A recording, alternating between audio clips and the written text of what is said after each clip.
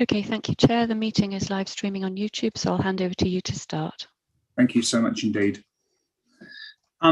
Apologies, everyone, for the late start. Entirely my fault. Good morning. Welcome to East Devon District Council's Consultative Asset Management Forum on June the 21st, 2022. I am your chair, Councillor Paul Hayward. I'd also like to welcome anyone watching this meeting live via the live streaming. Based on a decision of Council to continue virtual meetings until the 31st of October 2022, I'd like to remind both members and public attending or watching that this Council has delegated much of its decision-taking power to our senior officers. Now, I remind members of the Code of Conduct applies throughout this meeting. We also reserve the right to remove and disconnect any participant who is disrupting the meeting by whatever means. Please turn off any telephone devices or put them to silent. In the event of a break in the internet connection, please bear with us as we try to reconnect. After 15 minutes, if we're not able to reconnect, we will consider the meeting adjourned and reconvene at a later date. If you wish to comment, please raise your electronic hand and wait to be called. Any members of the public who wish to view the agenda can do so by visiting our website at www.eastdevon.gov.uk. We'll now start the meeting by doing a roll call of forum members here present. Thank you. Councillor Hayward. I'm present, thank you. Thank you. Councillor Arnott.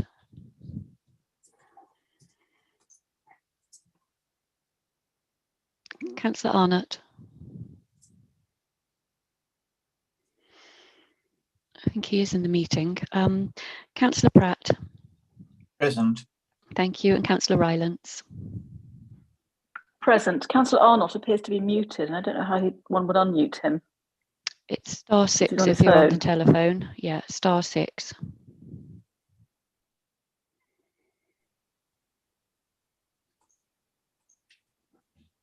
We'll come back to Councillor Arnott anyway in the declarations, but the meeting is quorate, Chair. Thank you so much indeed. Moving on, we have agenda item number 1, public speaking. I believe there are no members of the public registered to speak at this time. Agenda item 2, notes of a previous meeting held on the 5th of January 2022. If anyone has any comment on the notes, please do so by raising your electronic hand. If I see no electronic hands raised, I will take this as an indication that you all agree to the notes of the previous meeting. Those notes are on pages 3 to 6 inclusive of your agenda pack. Chair, Councillor Pratt has his hand up. Councillor Pratt, over to you, sir. Thank you, Chair. Paragraph 70 of the minutes relates to a matter which I had raised at that meeting regarding the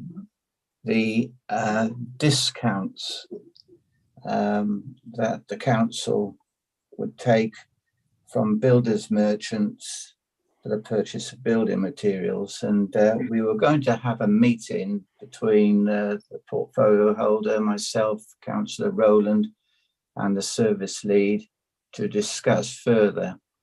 That meeting hasn't taken place, but could Tim update me on the situation regarding building discounts available from the merchants?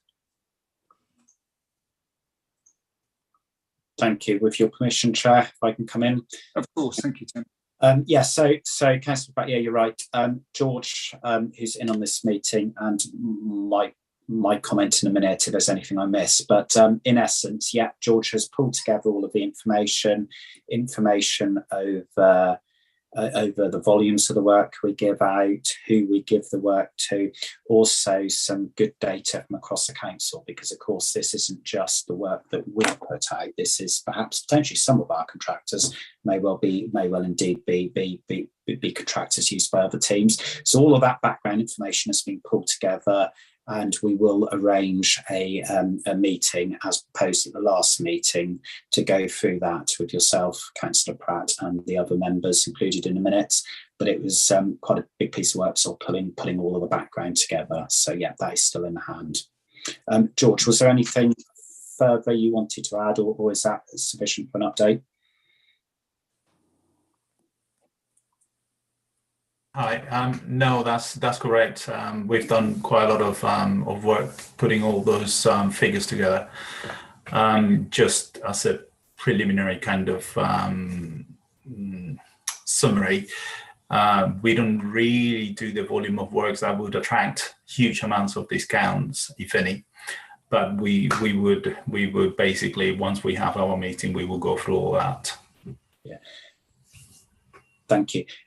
Councillor Pratt, we've now pulled that together. If you like, we can now arrange that meeting in July if that would be acceptable.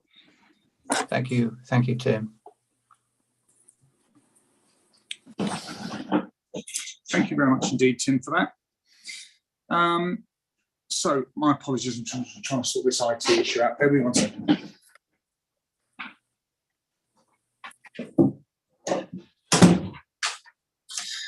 I do apologize.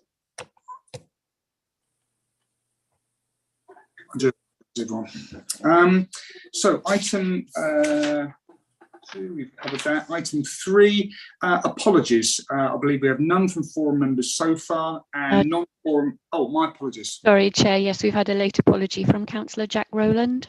Oh, thank you very much indeed. Thank you. And also we have a non-forum member, Councillor Young, gives his apologies. I think he's off sunning himself somewhere, so that's more than reasonable. Agenda item 4, declarations of interest. When your name is called and mindful of the new code of conduct, please state your declaration, including which agenda item your declaration relates to, state exactly what the interest is and the specific type of interest you are declaring. This will be done by roll call. Over to you, Sarah. Thank you, Chair. So Councillor Hayward. Thank you. In terms of, I have agenda item 7 and agenda item 9.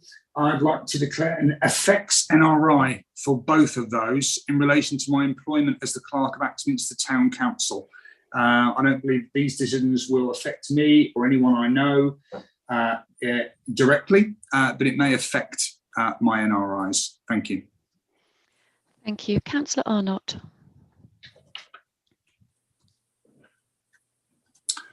I think Councillor Arnott's phone connection has disappeared. I can't he's see him on the okay. meeting call, so. Thank you. Councillor Pratt. I have non-registrable interests. Thank you. And Councillor Rylance.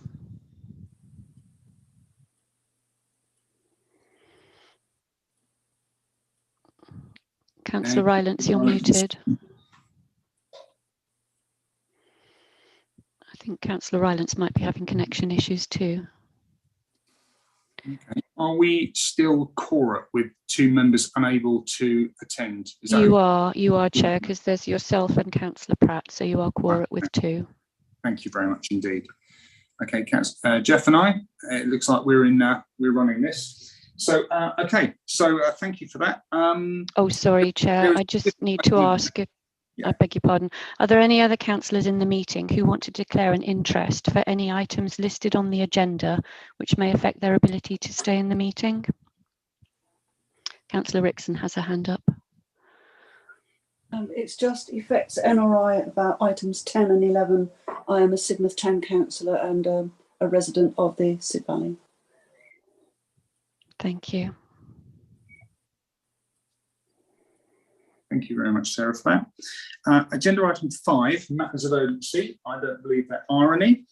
Agenda item 6, confidential exempt items. I believe that there are no items which officers recommend should be dealt with in that way.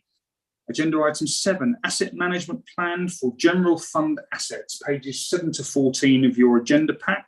The service lead for place assets commercialisation, Tim Child, will now speak on this item. Over to you, Tim. Thank you and morning all. Okay, we need to write a new asset management plan.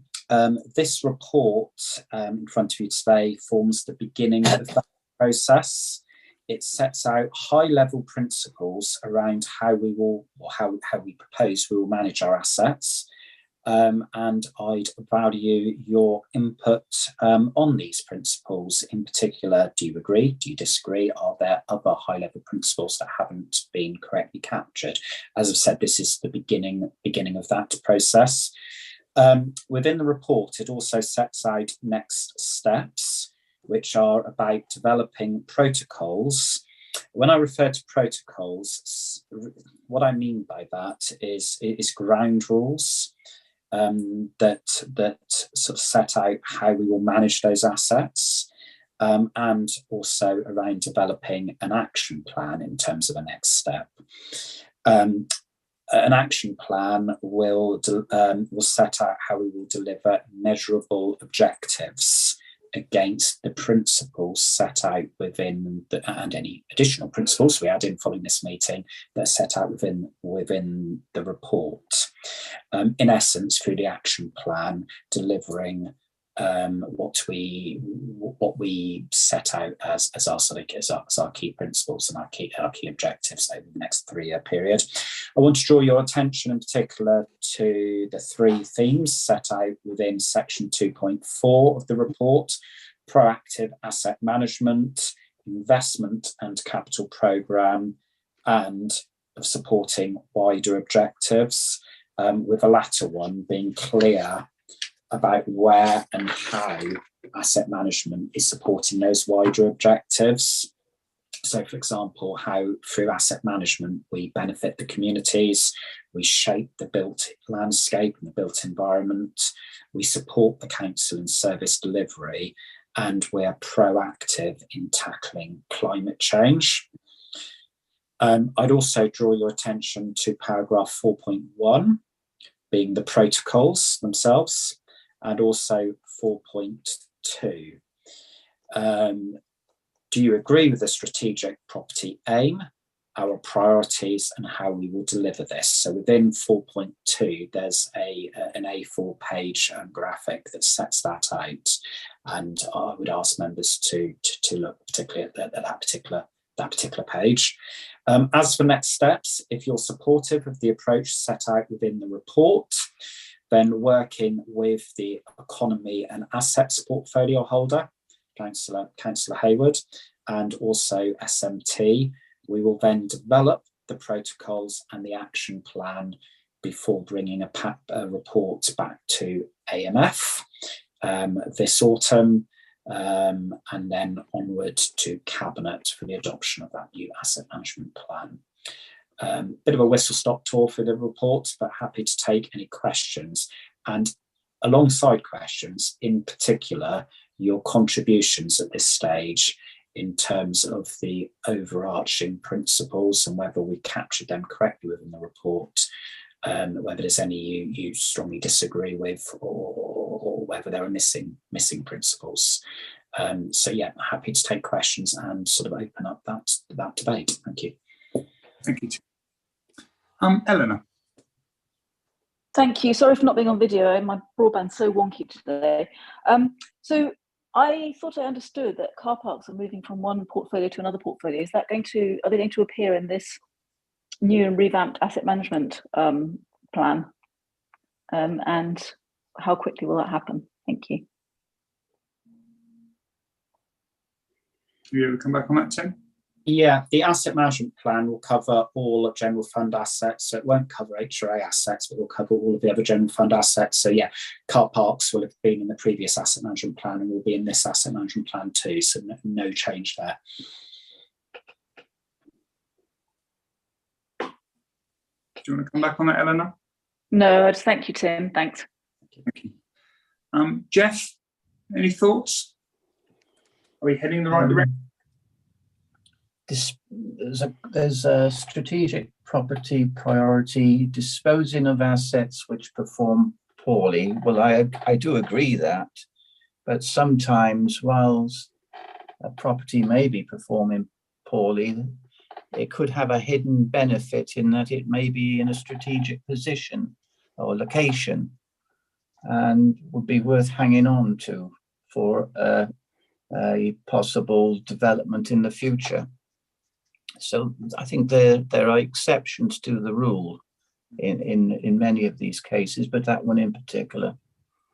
Okay.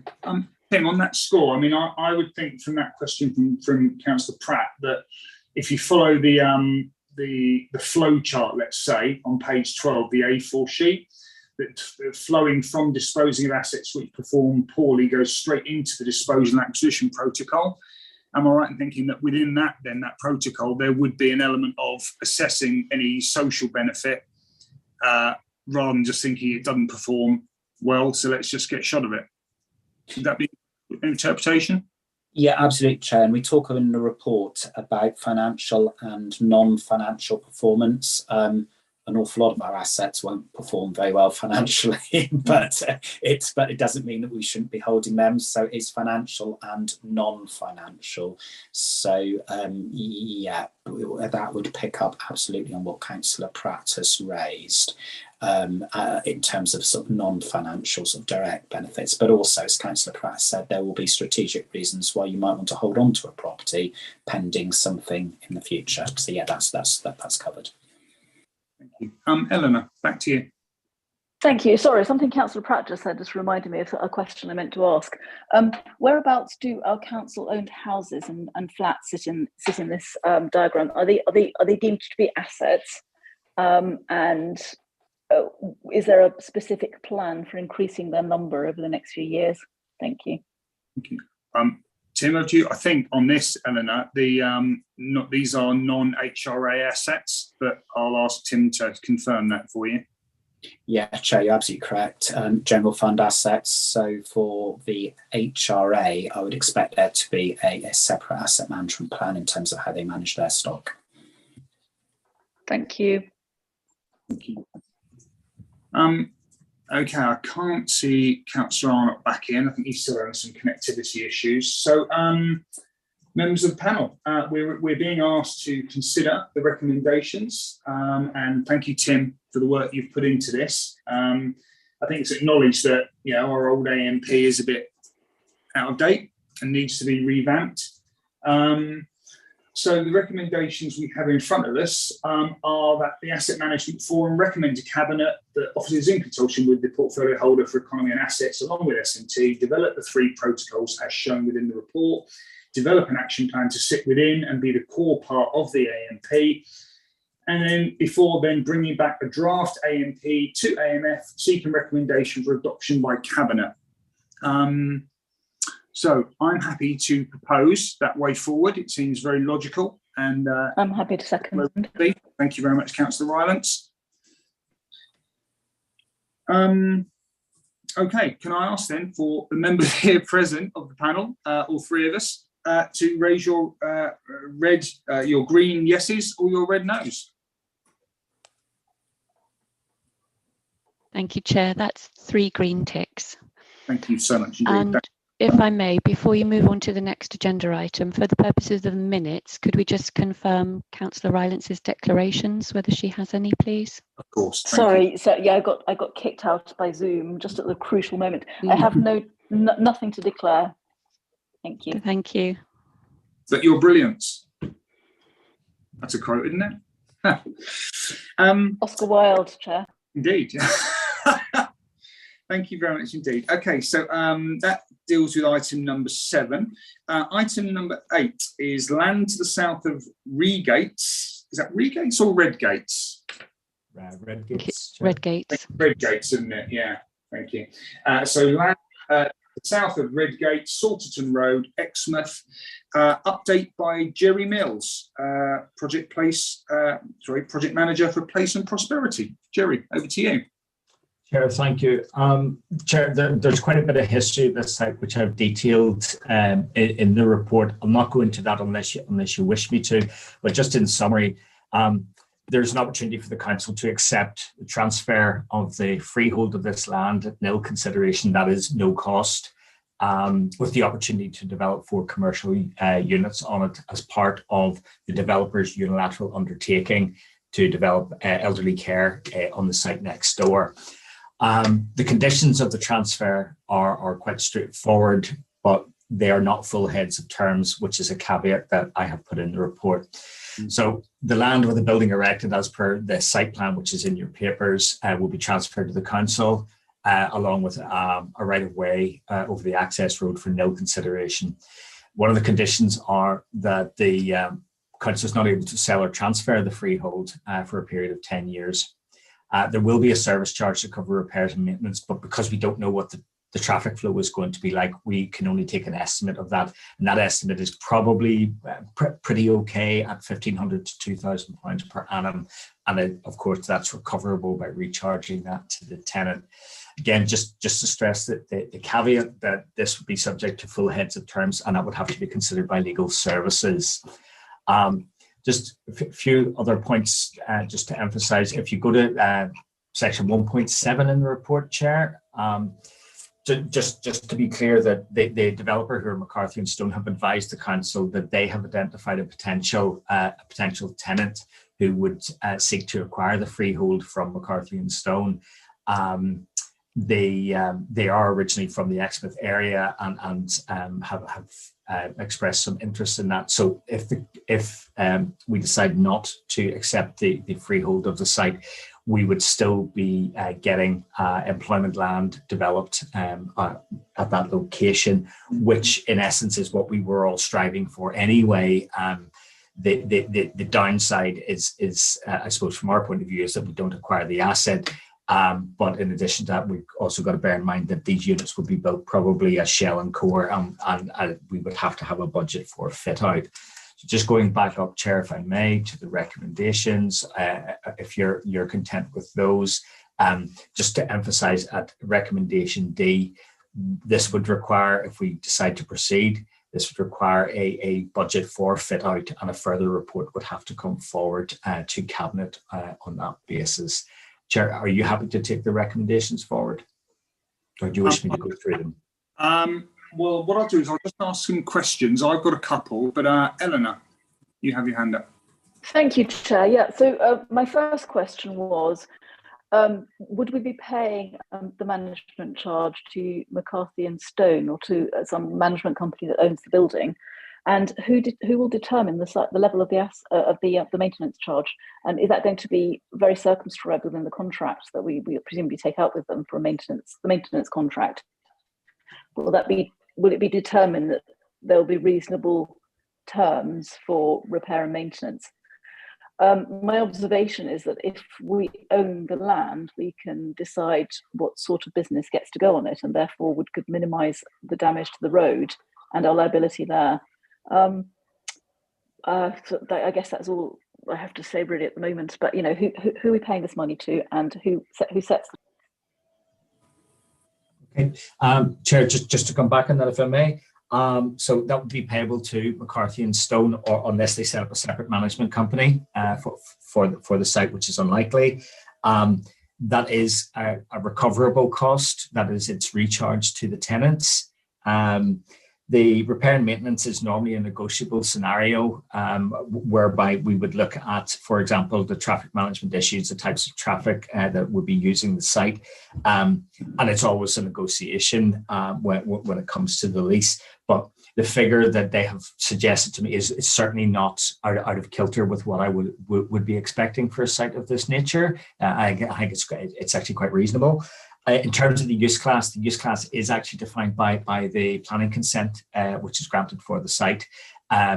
We may, if we choose to accept it, Chair, seek to vary that to an extent, but that use class is actually as per the planning consent. Does that answer the question? I think so, yeah. So do you know what use class it is that's been consented? Oh, I will get you that information, but it's light Thank industrial. I don't know the actual designation, but it is light industrial. This just doesn't, I mean, next to an older people's home, to be putting light industrial units doesn't, I don't know what other people think. Thank you, Ellen. Jeff, have you got any questions or queries? Yes, thanks. Just one moment, just get it up. Yes, the management charges are in respect of the road only, are they, Jerry? What about the grounds? There's a lot of green ground out there. sorry, Chair, I beg your pardon. The fee would be for the entire site. So if there's landscaping, for example, there will normally be a recharge for that. But again, that would be subject to the full heads of terms. So I can't be definitive on that at this point in time. Yes. And the emphasis is that, obviously we would consider the full heads of terms through legal services before we would agree to anything. Yes. Landscaping costs are usually very expensive, as opposed to mending a road, or maybe a road's quite expensive too. But, okay, and is there a full planning permission on the industrial site? There is full planning consent has been granted, Chair. Yeah, thank you. Thank you. A couple of questions, if I may. To Jerry and Tim in the first instance. So I know from previous discussions we've had that this sort of accommodation is in great demand in the Exmouth area. And Tim and I discussed this in a sort of a briefing, and the expression I suppose might come up with is, is it too good to be true that we're going to get the freehold land acquisition and they're going to build a unit, albeit a shell? Is this something we want to pass up on, especially after 10 years? If we were so minded, we could sell it. But if we don't, if we say no, thank you, then we've lost that opportunity anyway. So the other question is, and Simon, I wonder if I could perhaps ask you, is the budgeting for a fit out cost something that could be done fairly easily? I guess, it's just a budget process. But if we know roughly what revenue we're going to receive, it appears to be, not a done deal, but a no-brainer perhaps. But I'd welcome views from officers on this as to whether we're acquiring a white elephant or actually something that's worthwhile for Exmouth and worthwhile for the district council. Thank you, Chair. I think, as Jerry's indicated, there's still due diligence to undertake and going through sort of the various figures and details. As you indicate, there probably is a good business case to be had in terms of income derived over costs of fit out and running costs, but all of those will need to be brought back for Cabinet and Council decision in order to get that budget. But as you suggest, if the business case stacks up, then that could be an easy decision for Council to make. Mm-hmm. Thank you very much. Jerry, would you be able to, or in the absence of any other questions from panel members, would you be able to take us through those recommendations, and then we could we'll vote on that? Yes, Chair, happy to. So first recommendation is to delegate authority to the strategic lead for governance licensing, strategic lead for finance, and the service lead for place assets and commercialisation in consultation with the portfolio holder for the economy and assets, to consider the opportunity for the council to accept at no consideration the freehold of the land with the potential to develop 4 commercial units as part of the developer's planning obligation by unilateral undertaking. A second recommendation is to delegate authority to the strategic lead for governance and licensing, the strategic lead for finance, and the service lead for place assets and commercialisation, again in consultation with the portfolio holder, to complete the acquisition if a decision is made to progress. If acquired, to lease the units out on a commercial basis. And D, which is the one I did emphasise, Chair, is this will be subject to a further report to Cabinet with onward recommendation to Council to approve a fit-out budget for the units to enable their letting. Thank you. On that latter point, Jerry, is the sort of pressures on construction and such like within the industry generally going to have an impact? And I appreciate this is not trying to put the cart before the horse, but if this decision is inordinately delayed, are we likely to see negative pressures on our finances if it's delayed? I don't really know that it would be that challenging to get it delivered. I think there is certainly a demand which McCarthy and Stone have even identified themselves for units of this kind, and indeed at last night's workshop, which we held in Ocean, there's 2 potential interested parties should we acquire and develop these units. So, I mean, from my point of view, I think if the demand is there, which anecdotally, at least at this point in time, I think we have, I don't think that the building industry is going to turn down the opportunity to do work for us. We're a safe pair of hands when it comes to payments and things like that. So I don't think it should impact negatively, Chair.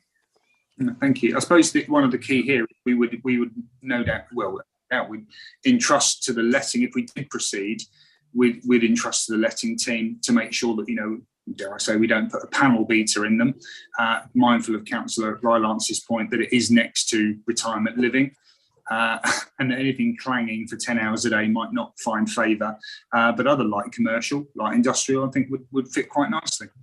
And again, there's a great demand for it. So thank you very much for that, Jerry. So we have recommendations A to D inclusive. I'm happy to propose that from the chair. Is there a seconder for that? Second it. I'll second. Oh, sorry, picture the poster, Eleanor. Thank you, Councillor Pratt. So can I ask members to confirm using your green yeses or your red no's and go from there? So thank you, Chair. That's 3 green ticks in favour. Thank you very much indeed, Sarah. So that's carried. We now move to agenda item 9, which is, can you scroll down there? This is the update on the community asset transfer procedure, pages 20 to 34 in your agenda pack. And we return to Mr. Child, Service Leave Place Assets Commercialisation, to speak on this item. Thank you, Tim. Thank you, Chair. You've seen this or something extremely similar to this last year, so I'll just sort of set out why a further report is being brought back now and what the very, very small changes are. So, as I said, it was debated by AMF last year, and the draft procedure was supported at that time by AMF. We then started to draft as officers a report to Cabinet. And at that point, we had further input from our strategic lead for governance and licensing, who picked up on 2 areas. Well, one area we needed to change, very minor, which was around GDPR, just a GDPR statement we needed to update within the expression of interest form. But probably of some more significance was just some thoughts around the decision-making procedure and how we could sort of strengthen that to avoid really sort of pitfalls of a potential challenge from an unsuccessful party. So we've made the decision-making procedure itself slightly more robust, and the changes are minuscule. So we're not proposing to go to consultation again. It doesn't change the sort of the principle, but obviously I needed to and wanted to bring it back to AMF. And so all the changes. So as I say, GDPR statement, but the change to the decision-making process is set out in Appendix B, and also in paragraph 7 of the draft procedure. Obvious question might be, well, why the delay between last year and now? A conscious decision was made that in light of where we were with the toilet review, which will involve a number of asset transfers, but is being dealt with outside of this procedure, that we would wait until those discussions were well underway before we brought this back for adoption. So hence it's now coming back. So just very briefly, what is the new procedure? So this is set out in paragraph 7 and in the flowchart, but I'll just briefly explain. So expression of interest from the community group is submitted. A decision on whether to proceed to business case or not is made by the portfolio holder following a report from me, Service Leave Place Assets Commercialisation, which I write following consultation with SMT, ward members, AMF, either through bringing it back to an AMF meeting or offline, but through AMF members, and others as appropriate. So a decision will then be made by Councillor Hayward as portfolio holder in terms of, yes, does this tick the box as being an asset appropriate for asset transfer or not. If the answer is yes, it does, then the interested party is asked to present a full business case. That then is reported to Cabinet, or indeed to Council as necessary, for a decision in principle. Obviously, that report to Cabinet would contain detailed sort of advice from myself and wider SMT around the implications. And then the proposal is that Cabinet or Council decision, if needed, would then delegate authority to agree detailed terms to myself as service lead in consultation with portfolio holder. So that is a change. As I said, you've seen something that is extremely similar last year. In terms of the recommendation is merely that the Asset Management Forum notes the revisions to the draft procedure, community asset procedure, and recommends to Council to adopt the policy. I can see there's already one question, so I'm happy to answer questions. Thank you. Thank you, Tim. Eleanor, over to you. Thank you, Chair.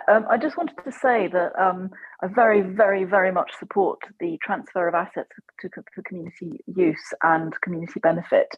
And it's very refreshing to see in this time when we're being forced to count beans, that some of the beans are actually social goods rather than just financial goods. So thank you very much for that, Tim. Thank you very much indeed. Councillor Pratt, anything you want to add at this point?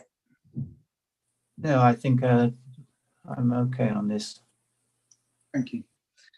Well, needless to say, I mean, it has taken an inordinate amount of time because we've gone to consultation and, you know, at my behest, and all the relevant parish and town councils have been asked to input, and we received some response. So I'm grateful to Tim, your team, and to Henry for going over this with a fine-tooth comb and making sure that it ticks all the boxes. On that basis, I'm happy to recommend that we note the revisions to the draft community asset procedure and that we recommend to Cabinet to adopt this policy. Happy to second that, Chair. Thank you very much indeed. On that basis, may I ask everyone to use your green yeses and red no buttons, please? Thank you, Chair. 3 green ticks. Lovely. Thank you very much, Sarah. So that's that covered. Tim, if you and I can have a chat next time we get together and just work out the timeline for that. But I think it's pretty conclusive from your recommendations. Take it to Cabinet, get them to approve it, and then we'll see what it yields. A bulging post bag, perhaps, or not, as the case may be. Agenda item 10, we now move on. Place and Prosperity Team Update, pages 35 to 38 of the agenda pack. And I now welcome Alison. Good morning, Alison, Project Manager, Place and Prosperity, to speak on this item. Thank you, Chair. Good morning, everybody. Yes, well, the report sets out some of the key highlights of the work that my team is involved in currently, various projects. And I'll just highlight a couple here with some updates, and then I can take any questions. So I think just the first item really is worth a mention, because this was something obviously very topical a couple of years ago when COVID first came about, with the government funding for reopening high streets safely, which then became the Welcome Back Fund. And I know there was a lot of interest from members at the time, and a lot of interest in working with town and parish councils on this initiative. As it happened, it was just a few of the town councils that became heavily involved in this project with various colleagues. But I just highlight this because it was very resource intensive project, whilst the spend amounts varied. Some were fairly small amounts on street furniture items, but some on a fairly big programme to do with promoting the high street and people returning to shopping, that Anne Mountjoy was involved in. but I just highlight this because we achieved pretty much all the spend, bar about 20,000, which was quite a big achievement, really, because of the stringent criteria in making claims and what they would allow spend to be made on. So I just wanted to highlight that. That was Linda Perry in my team who program managed that, working with colleagues. The other one I wanted to highlight was the Axe Valley levelling up funding bid, just to say that we're progressing with this. So in the next couple of weeks, we'll be finalising this in readiness for a submission on the 6th of July, subject to approval next week. 29th of June is when there's a special cabinet meeting. So the cabinet report will be circulated today in relation to that. And the drill hall in Sidmouth was just one that I wanted to highlight. I actually met with Rockfish yesterday. They are very keen to proceed. And I think members are aware of some of the problems that we've had in trying to resolve entering into the lease with Rockfish due to a restriction following the transfer of the site from the former owners, the Cadets, to East Devon. So we are still trying to get a response out of the Cadets in relation to that. And we'll be sending another letter this week. Our solicitor has been chasing, so we'll be again this week in relation to that, because I know that is of high concern for members and particularly for those from Sidmouth. And I think that was it really in terms of highlights from me, but happy to take any questions. Thank you. Thank you very much indeed. Marianne, just before I come to you, Sarah, I wonder if you'd be so kind, would you also, under my declaration of interest, be kind enough to annotate it for agenda items 10 and 11, my apologies, both with affects NRI in both cases? Thank you, Chair. So that's agenda items 10 and 11. Yes, please. Affects NRI. Thank you, that's noted. Thank you. Marianne, over to you. Well, unsurprisingly, one of my questions is about the drill hall. It's really alarming, isn't it, that they just are dragging their feet on this, the Cadets. Is there any other way we can exert pressure on them? Is this something we should approach the MP about? Because isn't this also connected with the MOD? Something to do with them as well as the Cadets? Because, I mean, we can keep writing letters and they can keep ignoring them and we still won't make any progress. Meanwhile, of course, everyone is slating us for not getting anything done. We've got a local councillor who's saying, oh, you should just flatten the site because that will look less of an eyesore. And we're getting a lot of flack. The other thing I would like to ask about is Jacob's Ladder, and it says recommendations regarding delivery of new huts. What sort of design is this going to be? Is it just going to be replacement with the same sort of design, please? Thank you, Marianne. Again, just before I bring Alison back in, my understanding of the drill hall is that if you actually level the site, demolish it, you create an even bigger problem. So I take your point, Marianne, but I can't see that's going to solve the problem whatsoever. Well, the councillor who mentioned that locally doesn't understand this, that you then trigger overage, I believe, which is exactly the thing we're trying to avoid. Yeah, thank you, Marianne. Alison, would you be able to cover those points for you? Yes, certainly. Thank you, Chair. Yes, I'm going to be discussing with Mark, hopefully later this week, about another letter across to the Cadets and maybe a phone call. Rockfish have offered to be involved in any conversation with them, so we will see what we can do this week through various means.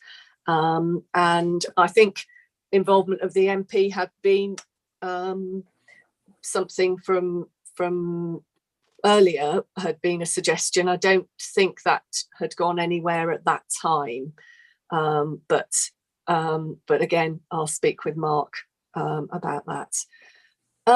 In relation to Jacob's Ladder, We don't yet know in terms of design. This is at very early stages. All we have done at the moment is a bit of market research about the construction method that would be used and the delivery of new huts there, and whether it would be terrace or individual huts.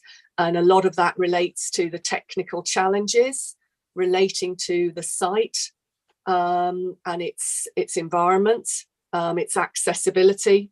So we needed to try to do a bit of research first before we go any further with thinking about design and what they might look like. So, but that will certainly be the subject of whatever however members want to approach that in terms of a consultation event or appointment of a consultant to come up with some designs first. So we can discuss that once we're more certain on our delivery method. Thank you very much, Alison. From myself personally, thank you to you and your team for the amount of work you're doing. There's some huge projects going on with some incredibly complex issues, third-party involvement. So thank you very much for your report. I don't see any other hands up. Members of the panel, are you happy to note the report? I've got a few questions. Oh, my apologies. Oh, sorry, I didn't see your hand up, Jeff. I'm afraid the yellow hand came up rather late. Over to you, Jeff. Alison, I've got a few questions for you, a few updates really for me. Can I just run through them with you? Seaton Jurassic, I see that you're trying to obtain a short-term cafe operator or a long-term interpretation centre operator, but there are building defects to deal with at this property and to remedy, and I wonder if you could just outline to me what these defects are.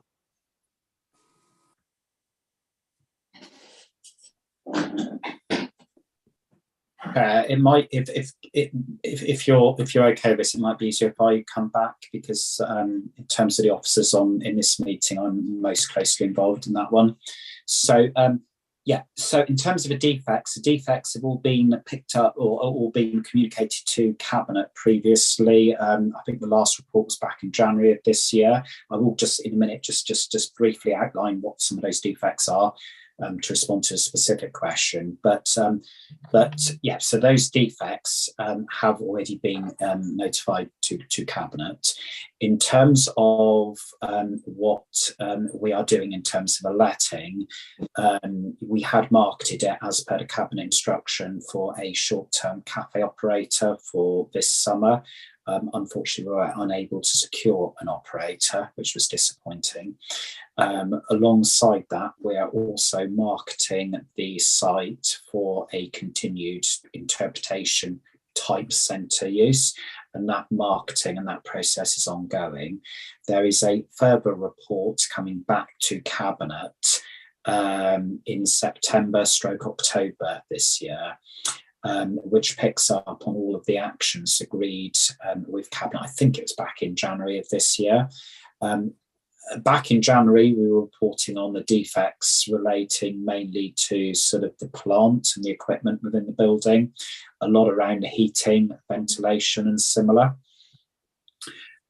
Since then, we have commissioned external, as per the request of and the recommendation of Cabinet, we've instructed external consultants to look specifically at that. And we've got their report back now, which has also been informed by various sub-consultants being brought on board, for example, to look at some of the drainage issues. So those reports are back with us now. One of the other actions that was put forward by Cabinet was to explore legal liability. So those discussions have commenced with our contractor Kia, and there is a site meeting a pre-action site meeting taking place this afternoon on site, which I'm attending. But as I said, sort of full detail in terms of the defects themselves and also the position regarding liability will be presented back to Cabinet at the same time as options are put forward to Cabinet in terms of future uses. Hopefully I've answered your question, Councillor Pratt. Yes, thank you for that. With all that going on, it's going to be very difficult, isn't it, to find a tenant? Or is it? It's being marketed on the basis that if we were to find a tenant, either we would put right the defects, or Kia would put right the defects, or we'd put them right and Kia would reimburse us. But one way or another, the defects would be resolved before the ingoing tenant comes in, or possibly an incoming tenant might say, well, actually, we will put right those defects in lieu of a discounted rent. So we've been very open in terms of the marketing around what those defects are, and obviously the previous Cabinet reports of all, and indeed the discussions today are all public. So we have been very open with potential tenants about that. Nevertheless, there was an offer for a lease, wasn't there? Or it was reported by the tramway company, and that was refused by the council. Why was that? So there was an offer which came in for the temporary use over the summer. This was not in terms of the long-term use of the interpretation centre. The agreement that we had reached with Cabinet back in January was a temporary letting as a cafe in part of the building in a way that would not impede on our wider marketing of the building as a whole. Obviously, the bigger goal in all of this is to secure a long-term operator, and the proposal that was put forward wasn't as simple as a cafe. It included another use alongside a cafe, which had various implications in terms of access to the property. And the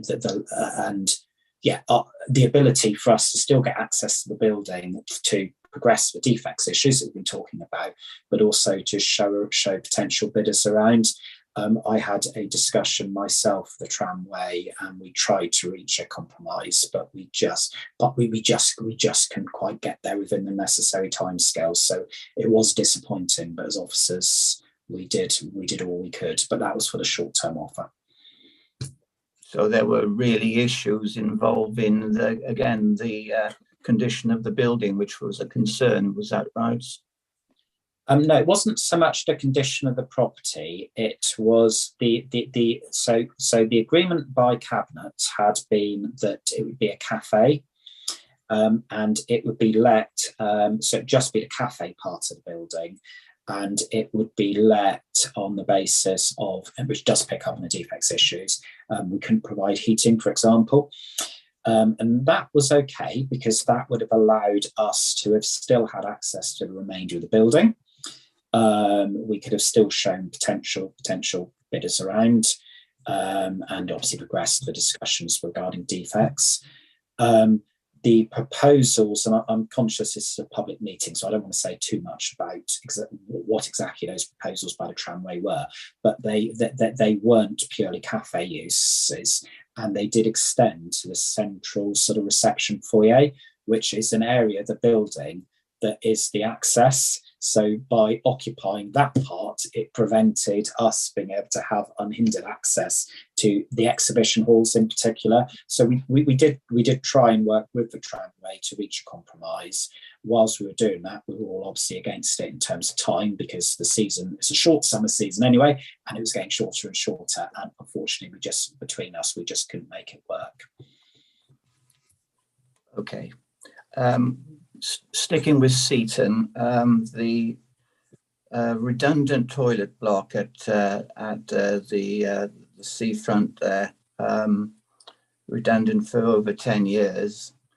And Fossway Court came along and offered you 300,000 for it. Is that right?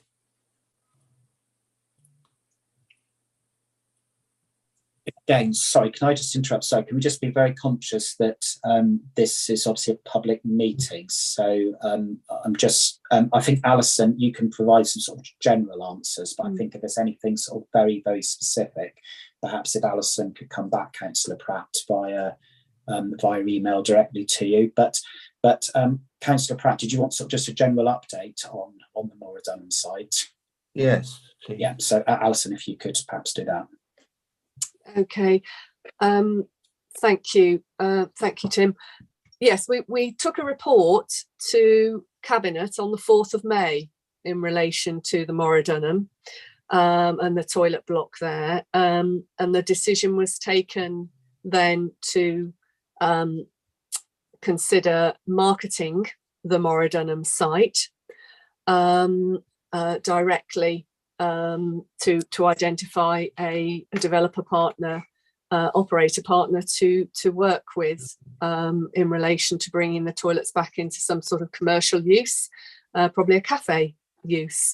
So at the same meeting on the Cabinet of the 4th of May, we were also discussing the Axe Valley projects and the opportunities for the projects that could be included within a funding bid submission. And it was requested at that meeting and approved that the Seaton Moradunham would be included in the Axe Valley Levelling Up funding bid because it's integrated, if you like, with the Seaton Seafront Enhancement Scheme, which itself is one of the projects being considered for the bid submission. So at the moment, that's where we are with the toilet block. Yes, okay. It's just surprising that an offer like that was not accepted. That's all I'm saying. Within the Cabinet papers, Jeff, I mean, there was a lot of toing and froing on this. And again, I was sort of, we were all instrumental in this. It was felt that didn't work and that the other option was better for Devon. So, well, I appreciate it's gone through now as per the report from the Cabinet, but it surprised me. But okay, well that's Seaton done. Sidmouth now, Alison, if I could please. As you know, I am aware of the issues here, and a letter went out from the Solicitors acting for the council to the Wessex cadets to I think a covenant had been signed by Rockfish, and that would would effectively have the effect would be that the transfer of the overage clauses would fall then on Rockfish. And there have been no replies to the solicitor's letter, I understand. Is that right? That's correct at this point. I saw an email Anita chased on Friday, and I saw the email yesterday from our solicitor back to us saying that they had chased up again. So, and then in conversations that I had with Rockfish yesterday, I agreed that we would do further chasing directly at a higher level there, that rather than it be into their legal team. So I'm going to talk with Mark Williams again, because Mark had previously had a conversation with their chief executive, and it was at the beginning of this year when we took the different tack, so that's where we are. Yeah. We'll have a conversation with their chief exec and bring Rockfish into that if Rockfish's reassurances of some sort might be of any help, but it doesn't make any difference. We'll see what we can do this week on that. We're now in the 4th week since that letter was written by the solicitors and sent, and really you're being dictated to by the cadets, aren't you? They're just not interested. And Mark Williams had a meeting with some of the ward councillors. I was present at that meeting, and it was going to be all completed within 2 weeks. That's what we were told, and it's not good enough, really. I think legal action needs to be taken against Wessex cadets. Anita did outline the way forward by court action, and I think that should be taken. Obviously, it's a matter for you and the solicitors to consider that, but I think it should be done immediately. That is a route that can be followed. I'll see Tim has his hand up, so I'll. The ward councillors are getting stick from a lot of people in Sidmouth, and it's not good enough. It's a site which spoils that front, and it needs to be dealt with, Alison. Honestly, it does. Thank you. Chair, can I just come in very briefly? So, and again, I'm sort of very conscious of public meeting. There's, in effect, there's 2 issues here. There's the overage provision and whether it's triggered or not. No, got clear advice on that. Yes. That's the longer term issue. The more pressing issue is the deed of covenant itself, which we need, which currently is between ourselves and the cadets. Obviously, it needs to be entered into between the cadets and Rockfish as the purchaser, and that's the more immediate thing, and that's the thing that is holding progress up. Now, that should be a nice, simple thing because it's not actually in any way weakening the cadets' position. It's merely passing the covenant on to our successor in effect. So it should be straightforward. There are other avenues we could explore, but those other avenues are not going to provide the quick fix. We need the quick fix, which is that they sign the deed of covenant and job's done, transfer takes place to Rockfish can get on the work. Yeah. So the problem is they're not replying to you. No, but there isn't there. But the court's route isn't sort of a quick solution. Councillor Rylance, I think it was, made a very good suggestion regarding the MP. I'll need to liaise with Alison offline as to the exact role of the cadets and the input that the MP might be able to have. But of course, later this week, we will know who the new MP is. And it might be so I see Councillor Rylance is struggling to hear me. So I'm assuming others can. I haven't been told to shut up yet. Yeah, I think we will take away an action if we haven't got anywhere following Mark's next letter, that we will look to bring the MP into this if indeed we conclude that the cadets does have an MOD. An MOD connections. I think that was a good suggestion. So thank you. Thank you, Tim.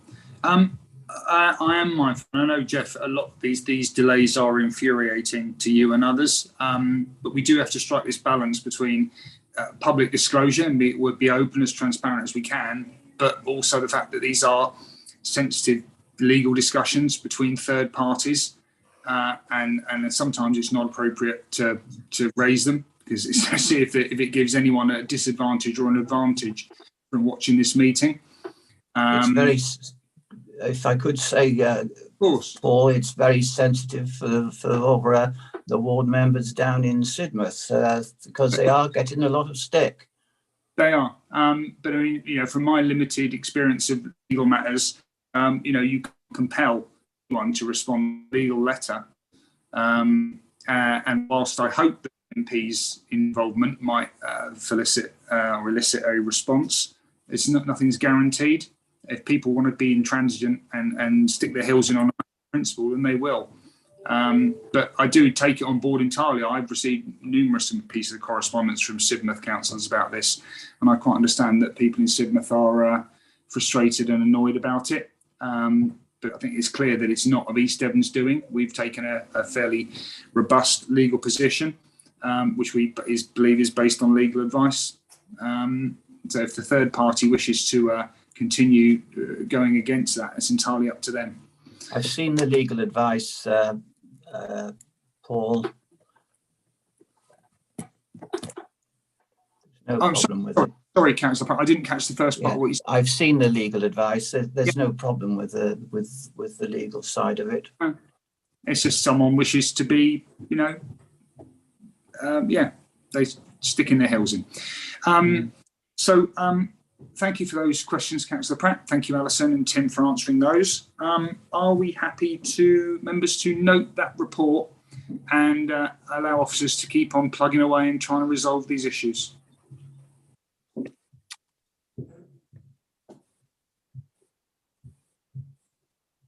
Members are voting. Thank you. 3 green ticks for in favour. Thank you, Chair. Thank you very much indeed, Sarah. We now move on to item number 11, which is the estates team update, pages 39 to 40 of your agenda pack. We have a report from Rob Harrison, Senior Estates Surveyor. Over to you, Rob. You're on mute, sir. Morning all. Sorry. Just a brief sort of update on some of the things that we've been busy with recently. Starts off obviously as you'll probably mostly be aware that obviously we've had issues in terms of recruitment. So we have been up against it a little bit. The good news on that front is that we have now managed to fill 2 vacant posts, which is equivalent to 50% of our team. So in the coming months we should have additional capacity in place to be able to really sort of attack some of the things that we've got in the pipeline. But things that we've been working on, obviously, we've come out of the back of the sort of pandemic. Our sort of let portfolio has actually performed quite well. We haven't had any sort of significant rental voids. So certainly in terms of our workshop space, demand has remained very high, with rental growth across the portfolio, so that's quite encouraging. We've also managed to identify some additional space at Manstone Workshops, which we managed to create an external compound that we've successfully let. So that was a piece of waste ground on the edge of the estate, and we've managed to generate an additional rental income from that. So that's obviously boosted that site in terms of its performance. On our regular tasks, so we do the annual asset valuation program. We've undertaken a significant number of valuations as part of that, which has a combined asset value of around £70 million. So that's a big chunk of our overall asset value, and that's a big piece of work that we have to undertake each year. And one of the other areas that we've been working on is the lease arrangements for the rollout of electric vehicle charging points in car parks across the district. So we've got a number of leases in place with operators now. The first sites are due to come out of the ground in the next couple of months. I think the Deletty project will have some civils starting at the beginning of July on a couple of sites. So that'll be an encouraging move on those ones. And there's obviously we've also had a number of cases where people, I don't know if this is sort of because during the pandemic people have been at home more and moved their fences, but we've certainly come across a number of situations where people have kind of moved on to parts of our land, and we've had to deal with issues in terms of defining our land ownership, and it's quite an important area obviously to try and move quickly on those to avoid any potential claims for ownership of the land. And just to finish off, there's some a couple in Axminster, which I think you'll be familiar with, Councillor Harewood.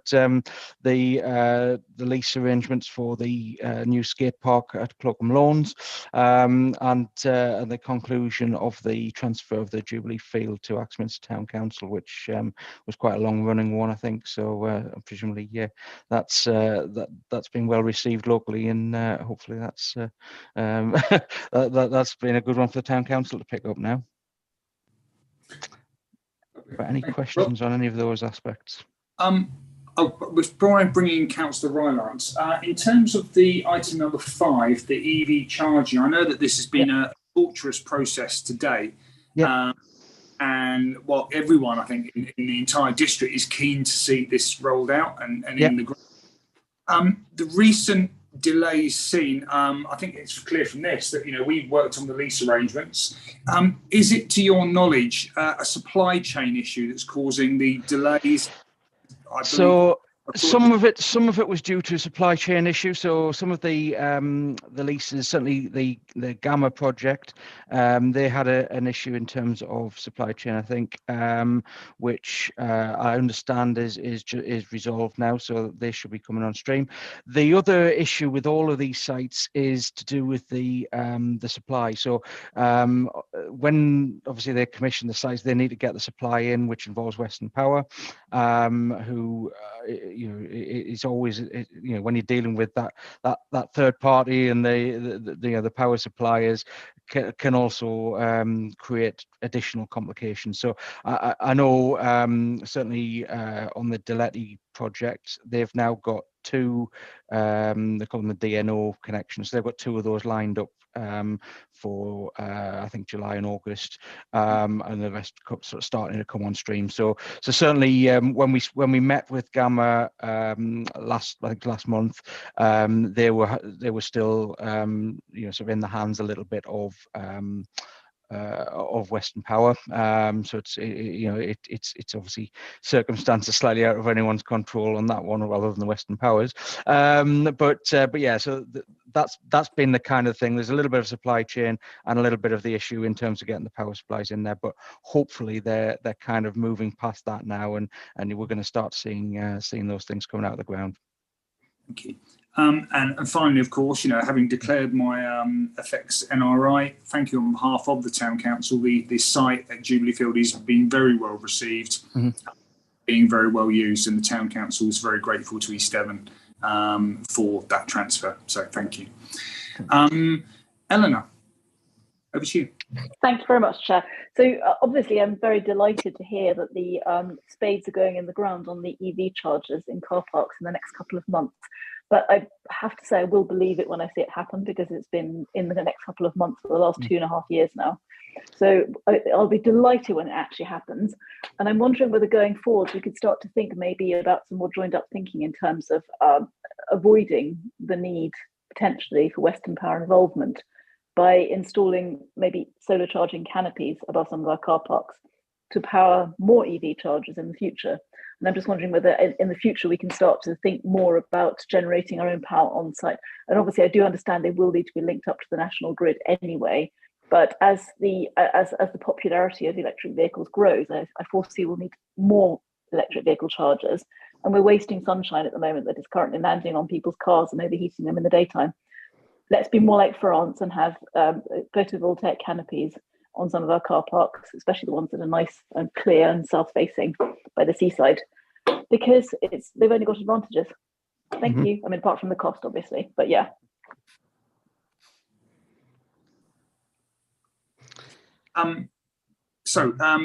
Tim, do you want to respond to Councillor Rylance, or is it another point? No, I'll just respond, if it's okay, Chair, to Councillor Rylance.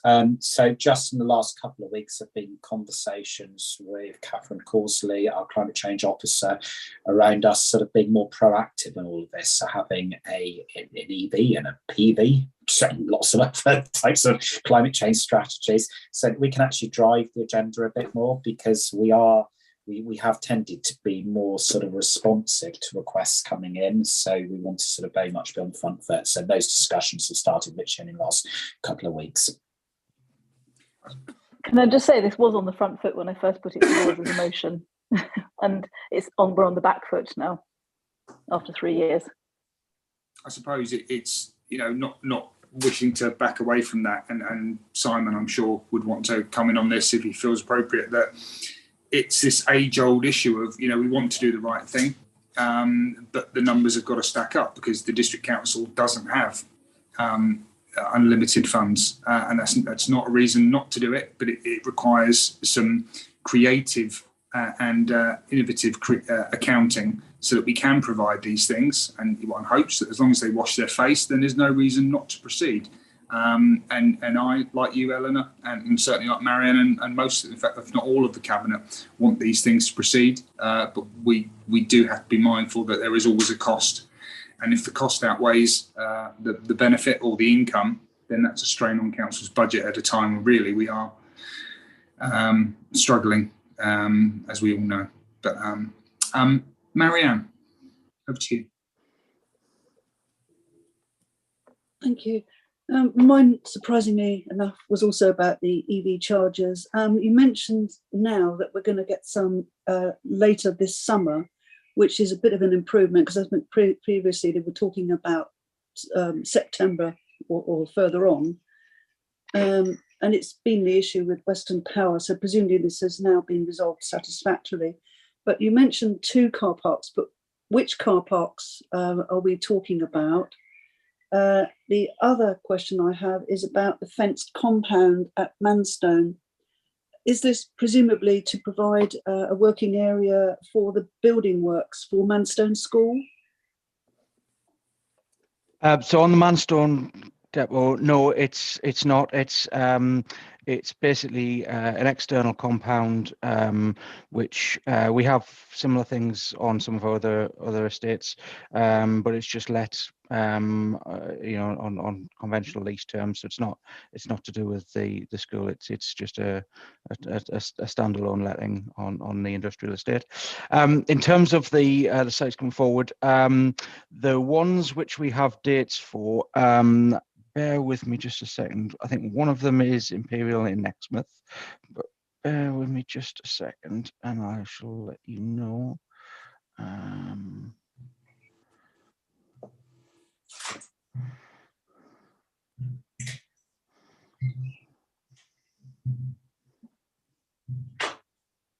Councillor Rickson, whilst Rob's just very quickly finding the other site, the other car park, going back to Manstone, this additional compound is very small. So obviously myself and Andrew Hancock were involved in discussions with the school and their contractors around their site compound. What they were looking at was something very significant in comparison. So there never wasn't, this compound we've created at Manstone wouldn't have ever been of interest to the school just because it's much smaller. Okay.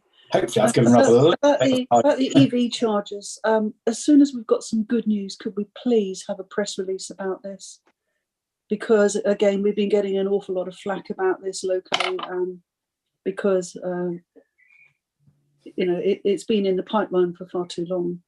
Yeah, and on that side, I mean, again, it's not something that we as officers are in control of, because we grant the leases to the operators who then roll out the scheme. So it obviously that's the difficulty that we have in that respect. So the ones that we have dates for, so the civils which are starting in July, so that's the groundworks. One is Ham East in Sidmouth and one is Imperial Road in Exmouth. And Orchard Road in Sidmouth Seaton should also be starting some civils in July as well. Is that okay? Thank you.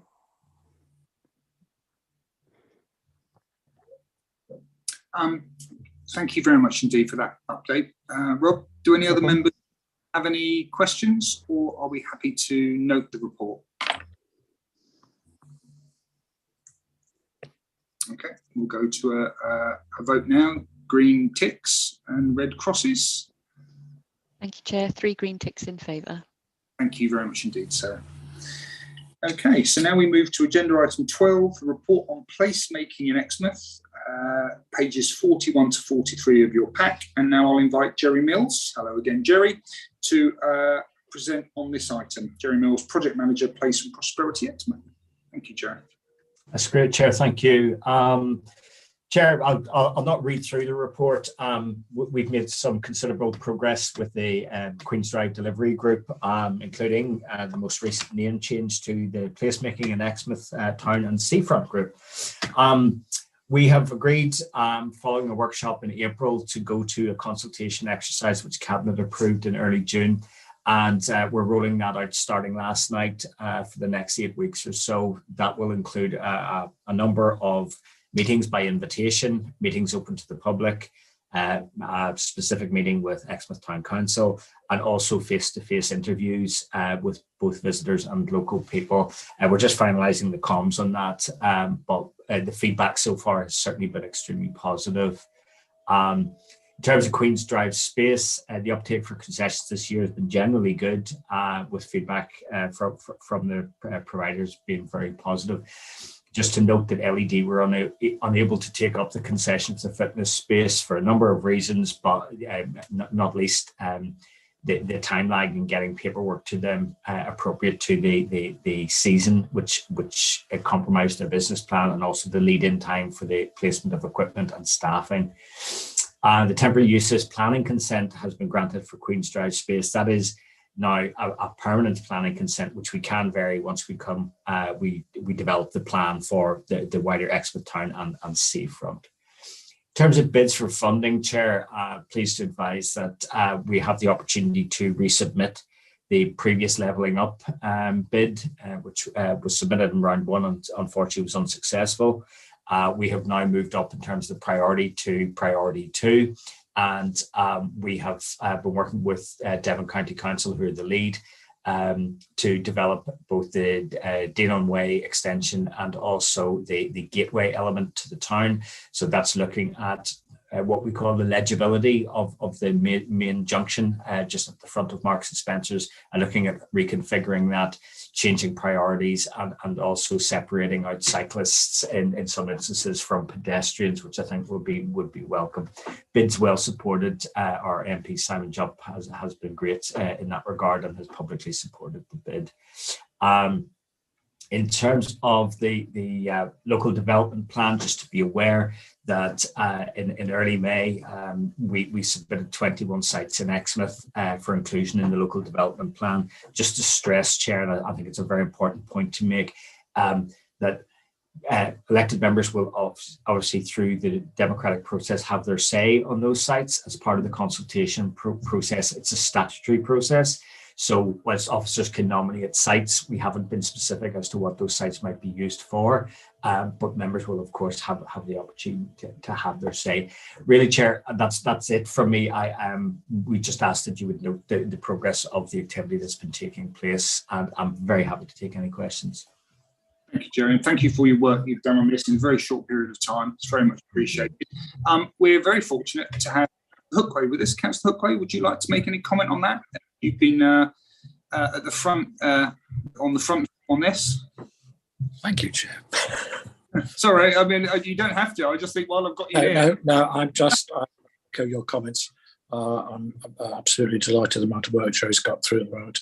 We had a stakeholder meeting last night, the first one, very well attended, some extremely good comments that were expressed over a wide range, some of which I don't think any of us expected. So that's a very positive start. That was very good. It's a shame we've had some issues about Queen's Drive space, getting tenants in there, but I think that is the nature of the business at the moment. Things are very, very tight for some operators. No, I'd support everything that Jerry said in the report. I think it's been very positive. So let's hope the levelling up bid is successful. That's the next, because that came through yesterday. Yes. I mean, how important people consider that to be. Thank you, Chair. Thank you very much, Nick. That's really appreciated. Councillor Pratt's just dipped away for it. Oh, no, he's back again with his cup of tea. Councillor Pratt, Councillor Rylance, anything you want to add or any questions to ask on that? Cool. Thank you for your work, really. Thank you for getting this so much done so quickly. Thanks. Another one of these huge legacy projects that it is very heartening to see it proceed, and we can only keep our fingers crossed for this bid and the other bid as well, which will bring great economic benefit to East Devon. Councillor Pratt, Jeff, do you want to ask any? Everything clear. Thank you. Okay. In which case, then, may I propose that the forum note the report? Can I ask for your yeses and nos on that?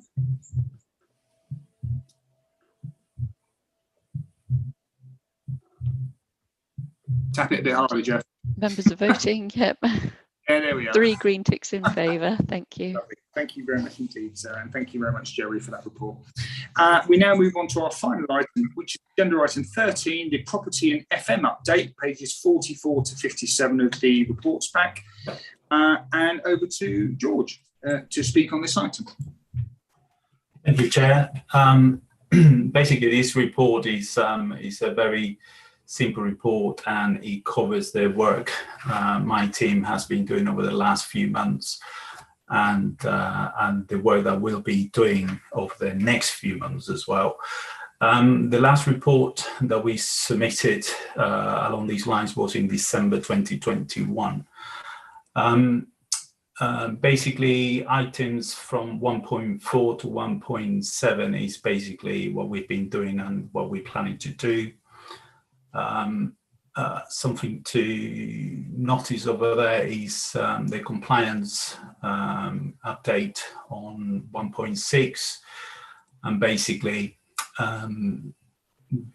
we shows that we are 3% overdue in terms of compliance. I wanted to qualify that, basically saying that some of the items are come up as outstanding is because we are waiting for certification from contractors and so on. So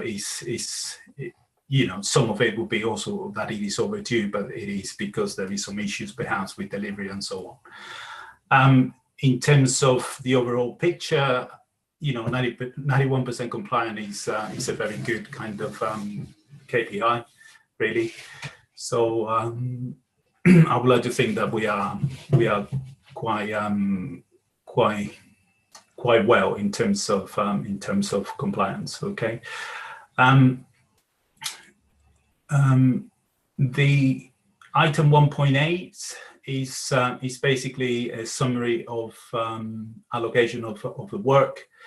The thing to notice there is that just over half of the cases of the work cases is allocated internally, and that's very good. We do quite a lot of work for all the sites. Item 1.9 basically covers the status of the reactive work. That's shown over there. We're quite well on that as well. 92% of the cases are closed for external contractors, and 93% for the cases that we do in-house. The next item is quite interesting. This basically splits the assets between the corporate managed assets and the LED managed assets. You can see over there that is the cases for the LED managed assets are just over half of the cases, and because of the complexity of the LED cases, also most of the cases at LED properties are basically dealt by external contractors. Okay. And on the corporate side is the opposite. Most of the cases on the corporate side we deal internally. Okay. Item 1.11 basically that shows over there the cases per property. Okay. You can see over there that maybe the top 5 cases, most of them are for LED managed properties. This is expected really, judging by the complexity of the sites. We have swimming pools and lots of assets with very complex needs and so on. If you notice there, Exmouth Pavilion is probably the site on its own that has got the most cases. We've obviously taken all the toilets as one set of assets. So, but if it wasn't for that, Exmouth Pavilion is the the asset that we have most of the reactive repair. Item 1.12, basically, this covers the capital projects that we have been working on and their status. Okay, there is a lot over there, and that's basically the end of the report. I'll be happy to take questions. Just before I bring members outside the panel in, I think it's fair to say that until you see all this written down, the complexity of what your team is having to do on a daily basis really is not very well comprehended. It's astonishing that you get all done. So thank you very much to you and your team. Are you having, in terms of the external contractor resource, are you managing to find contractors in good order, or is the sort of the wider issues seen in the economy having an impact? Not so much for the planned maintenance, because we tender that head. Okay, so we have contracts, and those contracts are usually 2 or 3 years. Yeah. So in that sense, we are okay at the moment. But new work, like new capital works and things like that, that's where we're having issues to find contractors to basically do that work. For most of the reactive work and the compliance work, we rely very much on very small local contractors in most cases, and you know, they've been working with us for many years, and that's not so much of an issue. Yeah, thank you very much indeed. Thank you, George. So if I could bring in Marianne first of all. Oh, there you go. Thank you, Chair. Yeah, like you, I'm just astounded at the sheer breadth of work which is which you're involved with. It's absolutely amazing. But one thing that does leap out at me is under 1.5 is the sheer number of lightning conductors that all of a sudden have appeared. Is there any explanation for this? Let me just go back to that 1.5, you said? Yeah.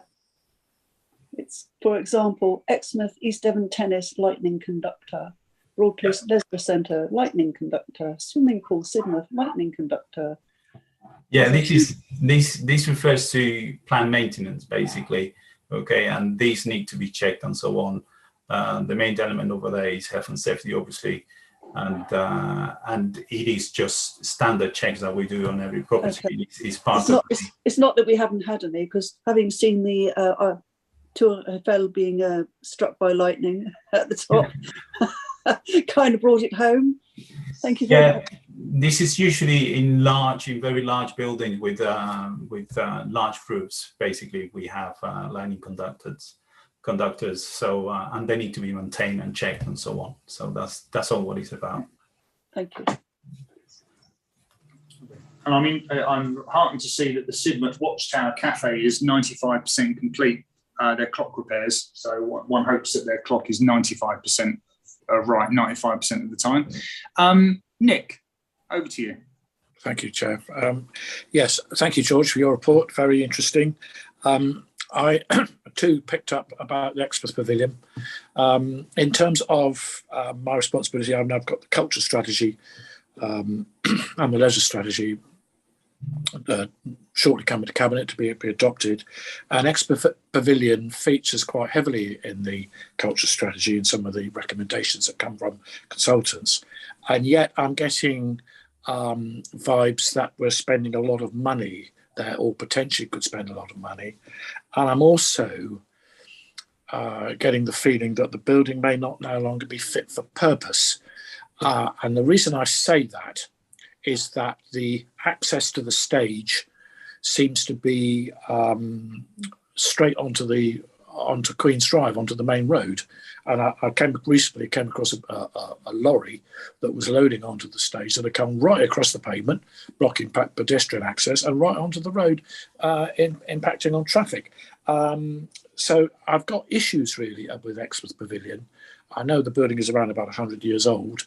And looking at your table on page 53 on 1.1, it seems that what have you got? 35 pieces of work to do there.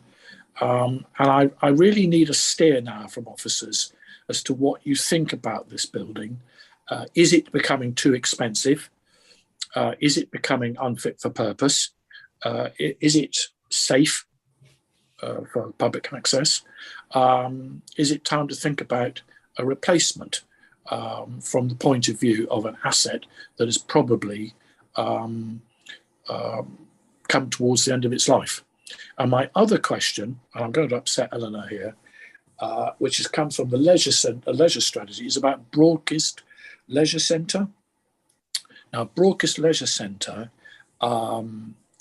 looks as if it will be not required under the new leisure strategy, and yet I understand that there's a requirement to re-roof the building, and I'm just wondering whether that would be a sensible move, and of course cost quite a fair bit of money, if there's going to be a new leisure centre built in Cranbrook. So would like officers' thoughts on that as well, please, if I may. I know I've upset Ellen, I can see already. She's jumping up and down. So thank you, Chair. If you could address those issues for me, please. Thank you. Of course, I'm sure I can. Just before I bring you in, Tim, Eleanor, would you like to respond on that? I just wanted to mention to Councillor Hookway that it is a shared asset with the neighbouring school. So it is actually the sports facility for the school just next door. Yes. And it just happens to be also, yeah. So Okay. it can't be shut and moved to Cranbrook, basically, to answer your question. I think that's possibly what the officers will say. Well, it's a dual use site, and there's a big issue about those, which we won't go into here. But anyway, we'll talk about this later if you want. Okay. Thank you very much. Tim, over to you, sir. Thank you. I was just going to come back on the pavilion side. So a year and a half, 2 years ago, we did maybe longer, we did the big piece of work around asset performance, and that got presented through to AMF at the time, and we concluded that, yeah, that property needed a lot of money spent on. So going back to Councillor Hookway's question around, is it fit for purpose? We identified then that it needed lots of money to be spent on it. And we've had some quite lengthy discussions around that building at Capital Strategy Allocations Group, because we have, through capital budget setting, we have allocated quite a lot of money to this property, which you could say, well, if it's not fit for purpose, why are we throwing sort of money, continuing to throw money at this? But the work that we are doing is, at the moment on that building, is around it remaining safe and being able to remain open. I think there's a much, much bigger question over its long-term use, which will, for example, possibly dictate how we were to approach a comprehensive sort of redesign of the restaurant and kitchen facilities there, which I know was on the strategy allocation group's radar. But yes, it is very, very sort of time intensive, cost intensive, no doubt. But that is just to sort of keep it ticking by for the time being. And I've worked on the premise that even if we were to look at another use for that building, in reality, it's probably going to be 5 years before anything takes effect. So actually, you need to keep something operating in that time. So yeah, we're very mindful about not throwing good money at bad, but this is about just keeping the building ticking by, which is the importance, I suppose, going back to the first agenda item around the asset management plan, around having a really strong asset management plan with protocols identified for each and every property, so that we are focusing so that we have that longer term vision for that particular asset, and everything we do around its management links into that. Thank you, Tim. I think that sums up a very telling point that we find ourselves in, that in less constrained financial times, we'd be able to get all these things done. But we now have to pick our targets, and a lot of our money is spent just keeping things, as Tim says, ticking over without improvements. That's the world we live in. So I'm grateful to all the staff who spend all their time trying to get an extra length of pipe out of their budget. Members, Councillor Pratt, Councillor Rylance, any other questions on this report, or are we happy to note it? And yeah, that's a very good report, Chair. Concur. Thank you, Jeff. So I'll propose from the chair that we note that and ask you to do your green ticks or red crosses, if you would. Thank you, Chair. 3 green ticks in favour. Lovely. Thank you, Sarah. And so that brings our meeting to an end. I'd like to thank everyone, including any members of the public watching online, for taking part. Apologies for the rather inauspicious beginning, and that was entirely down to me. However, can I remind all those present that the sporting officer will confirm when the meeting is no longer being recorded